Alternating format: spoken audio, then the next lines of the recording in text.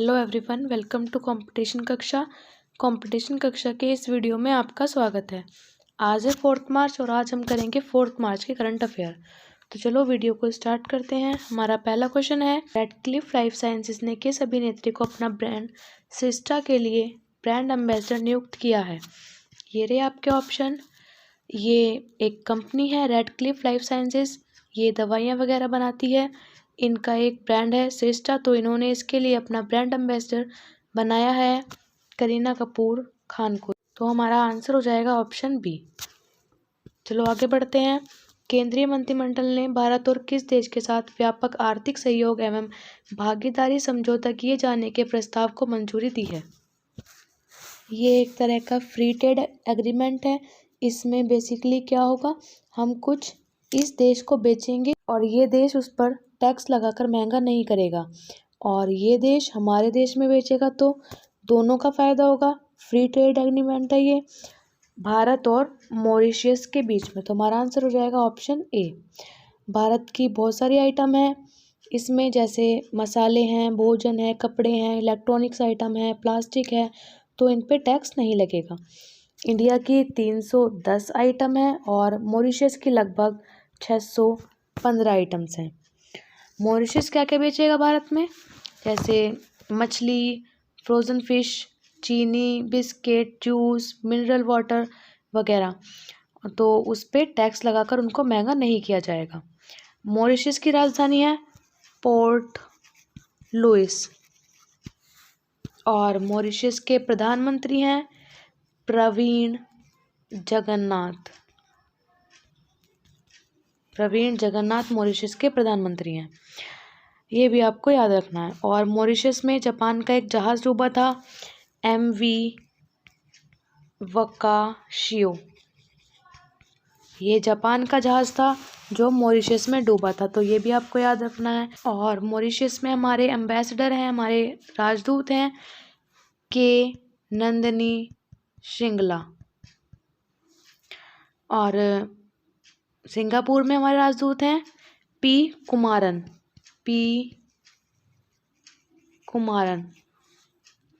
Denmark में है पूजा कपूर और फिनलैंड में है रवीश कुमार। और इनकी कैपिटल्स भी याद रखिए। डेनमार्क की कैपिटल है कोपेनहेगन एंड फिनलैंड की है हेलसिंकी। आगे बढ़ते हैं। हमारा अगला क्वेश्चन है, किस राज्य ने 16वीं शताब्दी में मां समलेश्वरी मंदिर के विकास के लिए 200 करोड़ रुपए के पैकेज की घोषणा की है। और ये रहे हमारे ऑप्शन। देखो, जो पश्चिमी उड़ीसा है ना, वेस्टर्न उड़ीसा, उसमें मां समलेश्वरी की बहुत मान्यता है। इनको आदि शक्ति के रूप में, लक्ष्मी के रूप में, दुर्गा के रूप में पूजा जाता है। अलग अलग रूप में इनकी पूजा की जाती है। तो मां समलेश्वरी मंदिर महानदी के किनारे है, ये भी आपको याद रखना है। महानदी के किनारे है ये, और संबलपुर डिस्ट्रिक्ट में आता है उड़ीसा के। तो आंसर है हमारा उड़ीसा, ऑप्शन डी। और क्या क्या बनेगा 200 करोड़ में यहाँ पे टॉयलेट्स बनेंगे, 1 किलोमीटर लंबा परिक्रमा स्थल बनेगा, इमरजेंसी की सुविधाएं भी होंगी, तो काफ़ी सारी फैसिलिटीज़ बनेंगी। वैसे उड़ीसा के कुछ त्यौहार भी याद रखिए। उड़ीसा में एक ठकुरानी जात्रा नाम का त्यौहार मनाया जाता है, बहुत ज़्यादा कॉमन है ये। और जगन्नाथ यात्रा तो आप जानते ही होंगे, जगन्नाथ यात्रा जिसे रथ यात्रा भी कहा जाता है, जो गुंडीचा मंदिर में मनाया जाता है। कौन से मंदिर में? गुंडीचा मंदिर तक जाती है यात्रा और फिर वापस आती है। गुंडीचा मंदिर बहुत पूछते हैं एग्जाम में कहाँ है। और लिंगराज टेम्पल पूछा जाता है, और कोणार्क टेम्पल पूछा जाता है। तो गुंडीचा, लिंगराज, कोणार्क, ये तीनों ही कहाँ है? उड़ीसा में। बाकी यहाँ पे धनु यात्रा होता है, धनु यात्रा, राज पर्व होता है, नुआखई भी बहुत फेमस त्यौहार है यहाँ का, और डोला पूर्णिमा ये भी इम्पोर्टेंट त्यौहार है उड़ीसा का। और उड़ीसा की राजधानी क्या है? उड़ीसा की राजधानी है भुवनेश्वर। भुवनेश्वर जो है वहाँ पे कोविड-19 वॉरियर मेमोरियल बन रहा है। क्या बन रहा है? कोविड-19 वॉरियर मेमोरियल। और उड़ीसा में पट्टचित्र नाम की कलाकारी की जाती है। पट्टचित्र। और वहाँ पे पोट्री भी की जाती है खुर्दा डिस्ट्रिक्ट में। खुर्दा। उड़ीसा में भारत का पहला फायर पार्क भी बनेगा। पहला फायर पार्क भारत का। एक हस्तशिल्प मेला तोशाली क्राफ्ट मेला भी उड़ीसा में लग रहा है। एक और हस्तशिल्प मेला है जो अभी अभी लगा है, वो है हुनर हाट। ये दिल्ली में लगा है और इससे पहले ये लगा था लखनऊ में। और इसका आयोजन अल्पसंख्यक मामलों का मंत्रालय करता है। और उड़ीसा की सरकार ने 2 पोर्टल भी लॉन्च किए हैं। एक का नाम है परेशरम और दूसरे का नाम है अग्नि क्षमा सेवा। और उड़ीसा नंबर 1 था अर्बन गवर्नेंस इंडेक्स में। अर्बन गवर्नेंस इंडेक्स में उड़ीसा नंबर 1 था। और सबसे बड़ा हॉकी स्टेडियम राउरकेला में बन रहा है। आगे बढ़ते हैं। इंडियन प्रीमियर लीग IPL 2021 से पहले किंग्स 11 पंजाब ने अपना नाम बदलकर क्या रख लिया है? तो IPL में किंग 11 पंजाब ने अपना नया नाम रख लिया है पंजाब किंग्स। तो हमारा आंसर हो जाएगा ऑप्शन सी। आगे बढ़ते हैं। जिलिंग, लंगलोटा और ज्वाली लोह ब्लॉक जो हाल ही में खबरों में देखे गए किस राज्य में स्थित हैं? आयरन ओर की 2 नई ओर बनी है उड़ीसा में, तो इनके नाम है जिलिंग लंगलोटा एंड ज्वाली लोह। तो आंसर हो जाएगा हमारा ऑप्शन बी उड़ीसा। ये बहुत ही इंपॉर्टेंट क्वेश्चन है। भारत में सबसे ज़्यादा लौह अयस्क होता है उड़ीसा के मयूरभंज और केंदुझार डिस्ट्रिक्ट में। तो और जिन्हें बोलते हैं बादाम पहर माइंस। तो एग्ज़ाम में ये सीधा क्वेश्चन आता है कि बादाम पहर माइंस कहाँ है? फिर झारखंड में सिंघबम, यहाँ पे बहुत ज़्यादा आयरन ओर होती हैं। 2 माइंस हैं यहाँ पे। एक का नाम है गोवा और दूसरे का नाम है नोआ मुंडी। और छत्तीसगढ़ का बल्लाडिला के पर्वत हैं, यहाँ पे भी बहुत ज़्यादा आयरन ओर निकलता है। फिर कुद्रेमुखा ये कर्नाटक में है और आखिर में रत्नागिरी ये महाराष्ट्र में है। तो ये 5 इलाके हैं जहाँ पे आयरन ओर सबसे ज़्यादा होता है। आगे बढ़ते हैं। IPL 2021 के लिए कौन सी कंपनी प्रायोजक होगी?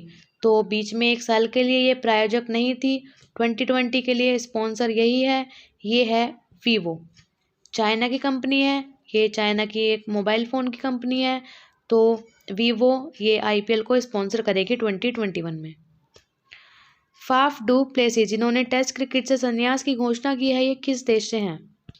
ये साउथ अफ्रीका के खिलाड़ी हैं, दक्षिण अफ्रीका के खिलाड़ी हैं जिन्होंने संन्यास ले लिया है। वैसे दक्षिण अफ्रीका ने एक सैटेलाइट छोड़ी थी जिसका नाम था मीन बाट।